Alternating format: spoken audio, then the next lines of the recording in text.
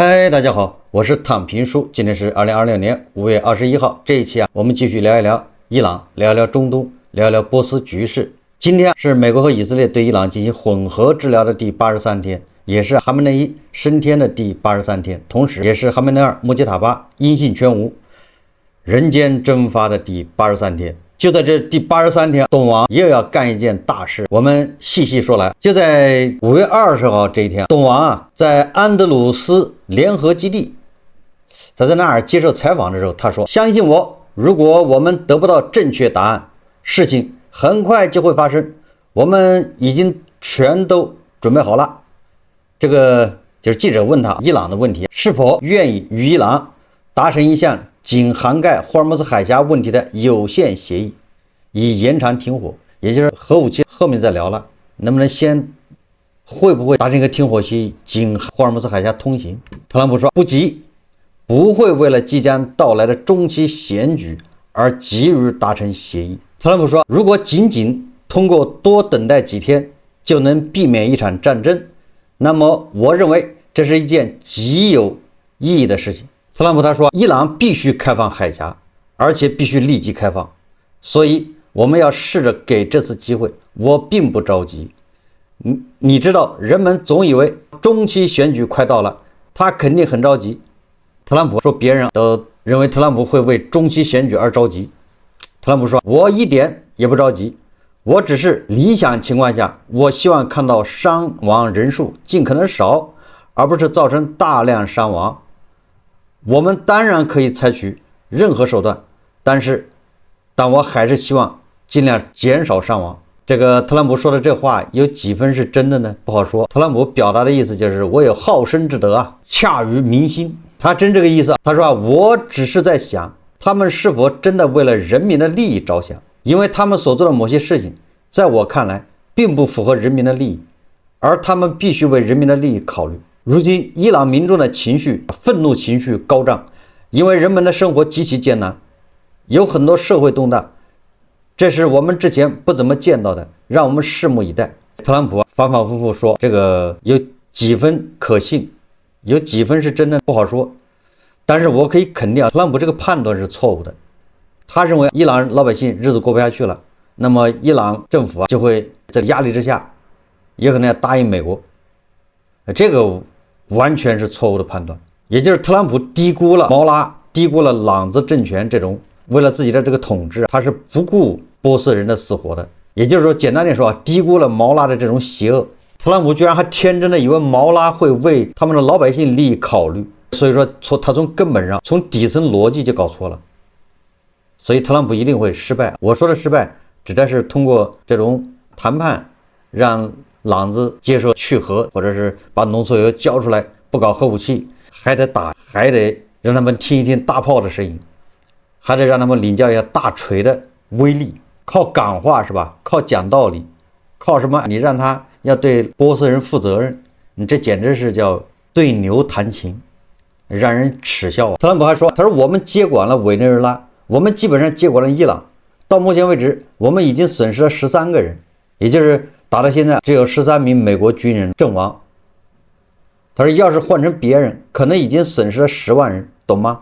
我為什麼說特朗普說這話半真半假呢？他擔心美國人死亡，這恐怕是真的，因為他遲遲不願意發動地面進攻，比如攻占哈爾克島，比如佔領霍爾木茲海峽周邊那些島嶼等等，這個恐怕都是擔心美軍有傷亡，那麼他就不好交代了。打到現在，不管把伊朗炸成什麼樣，美軍傷亡很小，只有13個人陣亡，這13個人死的還莫名其妙，有6個人是被科威特還是哪個是誤擊的，把加油機給打下來了。美國無非就是花了點錢，說他花了200億美元還是多少億美元，這也對美國來說無所謂，小意思。所以說特朗普恐怕是真的擔心發動地面戰爭，美軍傷亡比較大，所以他盡量避免。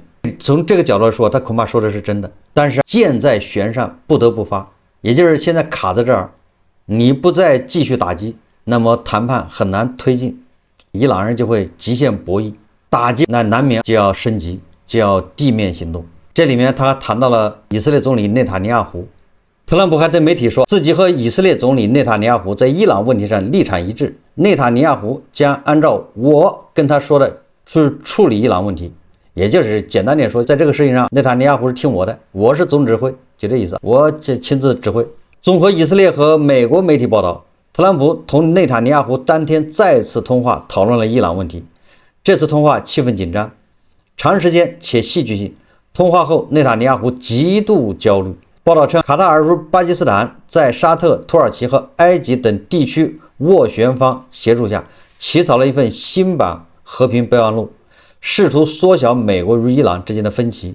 該方案正值特朗普在恢復對伊朗大規模打擊與繼續推動談判之間搖擺之際提出，而內塔尼亞胡對談判高度懷疑，希望恢復戰爭。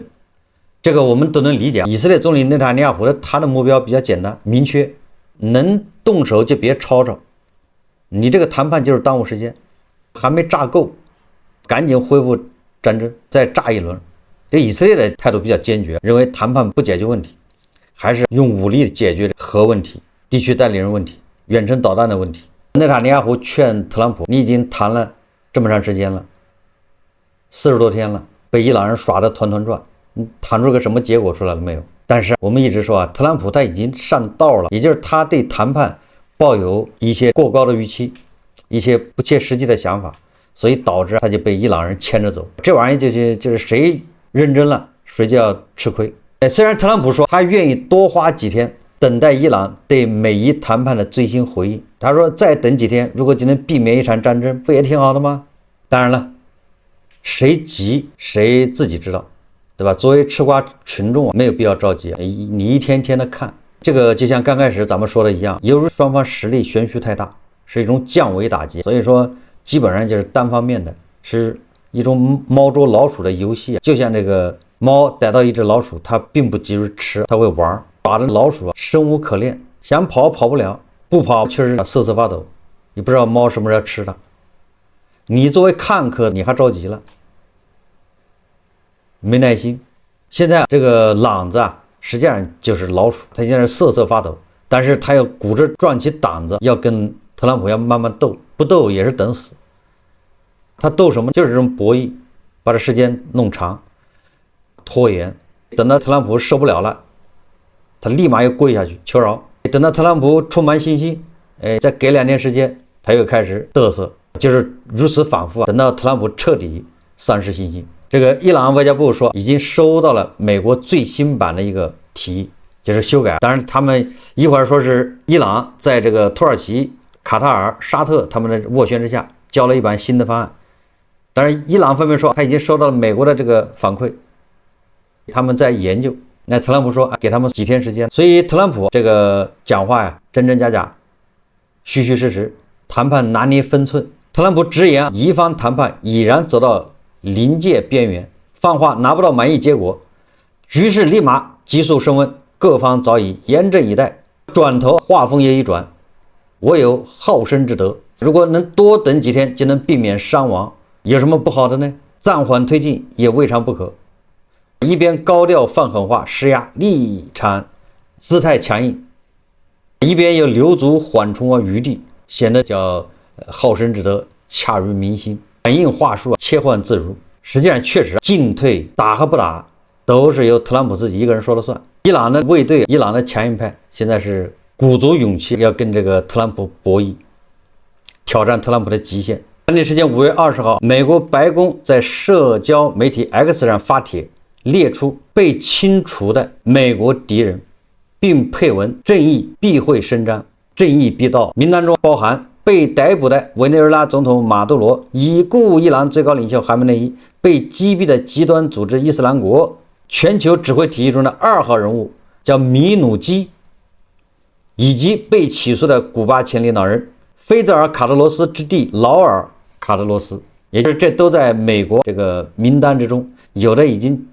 結束了，有的正在這個結束之中。根據媒體報道，內塔尼亞胡與特朗普通話以後叫什麼極度焦慮。內塔尼亞胡對談判持高度懷疑態度，他希望重啟戰事，摧毀伊朗關鍵基礎設施，進一步削弱伊軍軍事能力，並動搖其政權。而特朗普則認為美伊能達成協議，但美方也做好了恢復軍事行動準備。一名以色列消息人士透露，內塔尼亞胡有意在未來幾周訪問美國，會晤特朗普。簡單點說，美國接下來跟伊朗要達成的協議，內塔尼亞胡知道以後非常的不滿意，認為這個就是妥協。記者問特朗普：“你對內塔尼亞胡說了什麼關於伊朗的事，以及要推遲打擊多久？”特朗普說：“他沒問題，他會按照我的意思行事，他是個非常好的人，他會完全按照我的意願行事，他是個很棒的人，對我來說他是個很棒的人。別忘了，內塔尼亞胡只是個暫時總理，我現在在以色列的支持率高達 99%， 我都可以競選以色列總理了。也許等我做完這件事，我就去以色列競選總理。”特朗普也要去委內瑞拉競選總統，也要去以色列競選總理，很顯然下一步就要去古巴競選總統。我們再看特朗普所說的应卡塔爾、沙特、阿联酋的这個請求，是吧？暫停打擊伊朗。那這3個國家是怎麼表態的呢？這個卡塔爾外交部發言人呢，5月19號表示，他說由於巴基斯坦斡旋的美國和伊朗談判進程需要更多時間。這個發言人安薩里說，卡塔爾支持巴基斯坦所做的外交努力，巴基斯坦在促成各方接觸、尋求解決方案方面展現出認真態度。卡塔爾方面認為這一進程需要更多時間。卡塔爾與美國和伊朗方面保持接觸，也就是卡塔爾確實就委婉地承認了他們在推動美國和伊朗談判，暫緩打擊伊朗。那沙特外交大臣法爾漢說，他說沙特阿拉伯王國高度讚賞美國總統特朗普決定給予外交努力一個機會，以達成一項可接受的協議，結束戰爭，恢復霍爾木茲海峽安全和航行自由，使其恢復到2020年2月28號之前的狀態，並以有利於中東地區安全與穩定的方式解決所有爭議點。沙特阿拉伯高度讚賞巴基斯坦在這方面持續開展的調解努力。沙特期待伊朗抓住機會，避免升級帶來危險影響，並緊急響應推進談判的努力，以達成一項全面協議，實現該地區世界持久和平。這是沙特的外交大臣法爾漢他在社交平台上發的帖子，也就是說明這確實這些國家在關鍵的時候勸了特朗普，不是特朗普自己在那亂說我應幾個國家要求請求，在這個決定打擊伊朗1個小時以前終止了這個計劃，收起了我的大錘。但是伊朗人是什麼態度？伊朗他怎麼通過卡塔爾、沙特還有其他國家向美國傳話，這咱不知道。但是伊朗對外界表現出來那還是非常強硬，也就是叫一條道走到黑暗，王八吃秤砣鐵了心。根據伊朗塔斯尼姆通讯社報道說，伊朗軍方發言人在當地時間周二的講話中強調了軍隊的備戰狀態。他表示，軍隊已將停火時期視為戰爭時期，並借此機會增強了自身的作戰能力。而對於敵對勢力，這位發言人稱，伊朗絕不會被圍困或擊敗。他警告說如果敵人再次做出愚蠢的舉動，並再次落入猶太人的圈套，對伊朗發動又一次侵略行動，那麼該國將通過新的手段和方法開闢新的戰線來對抗他們。與此同時，他強調了伊朗武裝部隊對霍爾木茲海峽的控制，並表示這條戰略水道局勢不可能恢復到以往的狀態。他稱，敵人的唯一出路就是尊重伊朗民族，尊重伊朗的合法权利。这個沙特說了，希望霍爾木茲海峽回到以前。你看，這個伊朗人說這條戰略水道的局勢不可能恢復到以往的狀態，整個的就是一個挨打沒夠。伊朗人不僅要在霍爾木茲海峽攔路收費，他還要收什麼海底觀覽都要交錢。伊朗亮出數字收費站，全球數據命脈被捏住了命門。伊朗伊斯蘭革命衛隊18日在社交媒體發布消息稱，在伊方对霍爾木茲海峽實施管理後，可宣布所有經過該水道的光纖電纜必須接受許可、監督並繳納主權性費用。也就是伊朗革命衛隊是變本加厲啊。路透社報道，他說部分船只向伊朗支付超過15萬美元，以確保安全通過霍爾木茲海峽。伊斯蘭革命衛隊海軍20日在社交媒體發文稱，在過去24小時內，共有包括油輪、集裝箱船以及其他商船在內的26艘船只，在革命衛隊海軍的協調與安全保障下通過霍爾木茲海峽。革命衛隊海軍稱，霍爾木茲海峽通行正通過獲取許可並與革命衛隊海軍協調的方式進行。當然了，美國方面也是動作一直沒停，談判歸談判，這個制裁施壓軍事打擊，叫步步緊逼。美國國務院正義賞金計劃宣布懸賞高達1500萬美元，徵集能夠揭露伊朗伊斯蘭革命衛隊資金轉移方式的信息，重點關注加密貨幣賬戶、幌子公司和幌子託管機構。該計劃不僅徵集相關人員的姓名、錢包地址和網絡信息，還提供重新安置的機會作為額外獎勵。此舉源於單純的制裁未能切斷伊朗伊斯蘭革命衛隊的金融網絡，促使美國通過提供豐厚的經濟獎勵，動員公眾提供相關情報。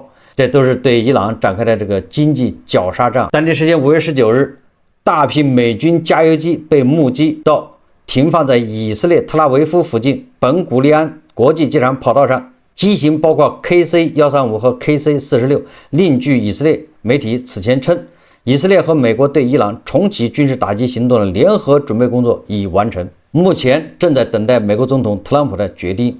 過去數小時內，越來越多的跡象表明，美國將很快重啟對伊朗的戰爭，並發動襲擊。美國總統特朗普部分暫緩了進一步打擊，因為五角大樓官員警告稱，伊朗正在適應美國的空襲行動。官員們表示伊朗指揮官可能是在俄羅斯的協助下研究了美國戰鬥機和轟炸機的飛行模式，這使得美軍的行動更容易被預測，並提高了伊朗防空系統的效能。我們再看看新情況。什麼叫新情況呢？懂王射日現在將矛頭對準了古巴，這是正式對準古巴。根據消息人士向福克斯新聞透露，特朗普政府正準備對前古巴總統勞爾·卡斯特羅，也就是菲德爾·卡斯特羅的兄弟提出可能的起訴。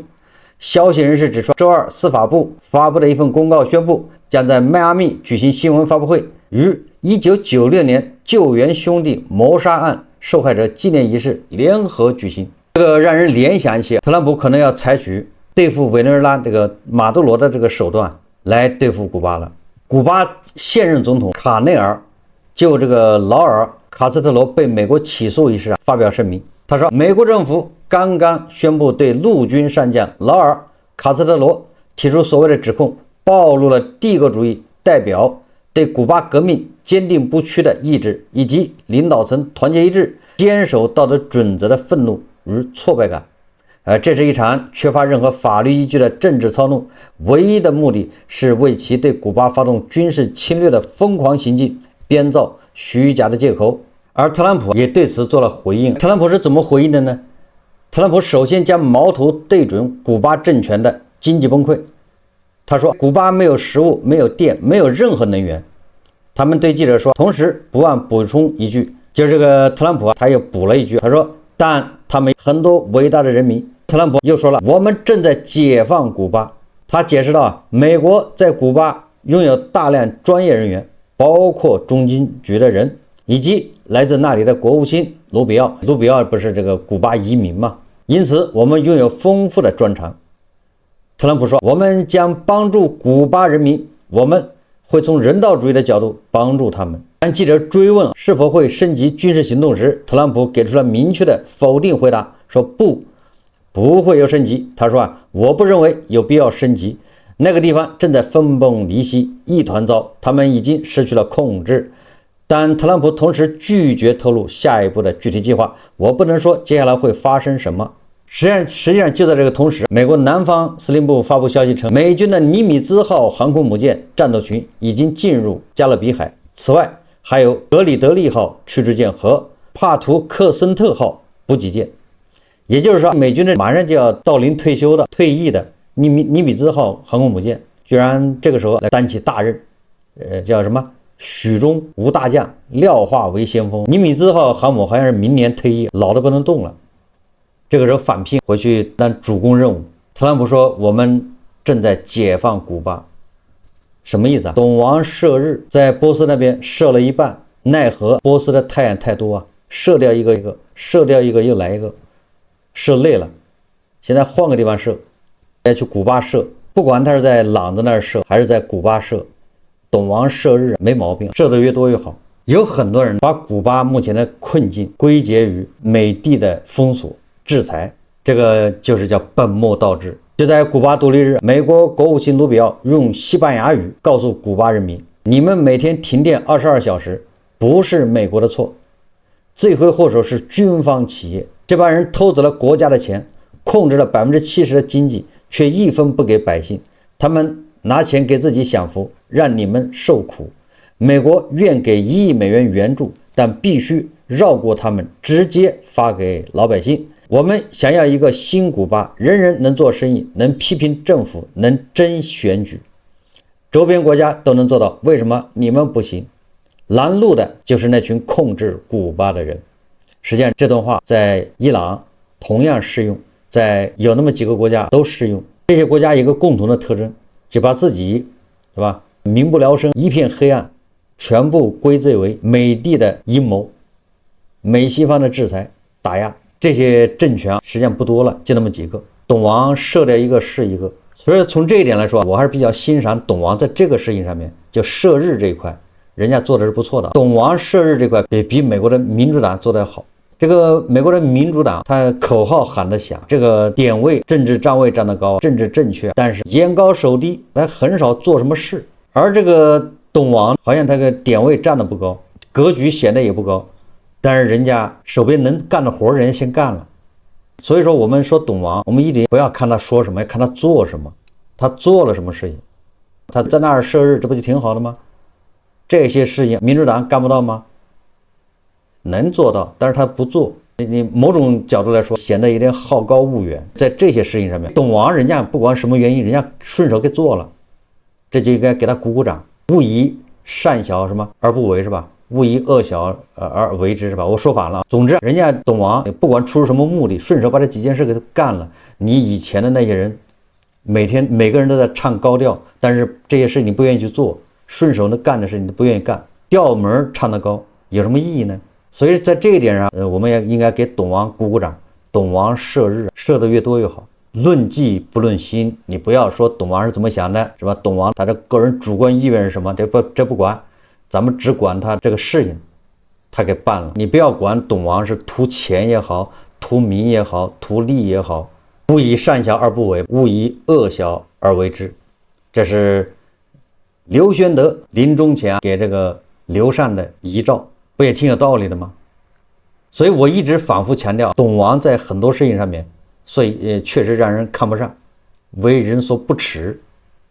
但是他在有的事情上面做的，那還是要給他鼓掌的。比如董王射日，所以我們希望他多射一些，讓這些太陽人人自危。好，這期節目咱們就聊到這裡，感謝大家收看。如果喜歡我的節目，歡迎訂閱轉發，也可以在下方留言評論，謝謝大家。